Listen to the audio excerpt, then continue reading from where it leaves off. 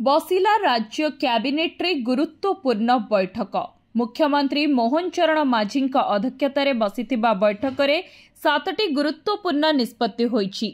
हाईकोर्टर कर्मचारी मानक पई राज्य सरकार निर्माण करिवे 550टी स्टाफ क्वार्टर्स। सेहीपरि बेसरकारी डीलर को आउ 1.5 वर्षर एक्सटेंशन तथा घरोई डीलर का लाइसेंस अवधि आउ 1.5 वर्ष बढ़ाई राज्य सरकार। सेहीभଳି गोपालक और दुग्ध चाषी कामधेनु प्रस्ताव को मिली कैबिनेट अनुमोदन। एहाद्वारा राज्यर दुग्ध चाषी उपकृत हेबे। गोपालन पई नुआ योजना आरंभ हेबो। गो संपद बीमा 85% सरकार देबे, 15% चाषी देबे। एथिपाई राज्य सरकार आगामी 5 वर्ष मध्यरे 1423 कोटी टंका खर्च करने को लक्ष्य रखिछंती।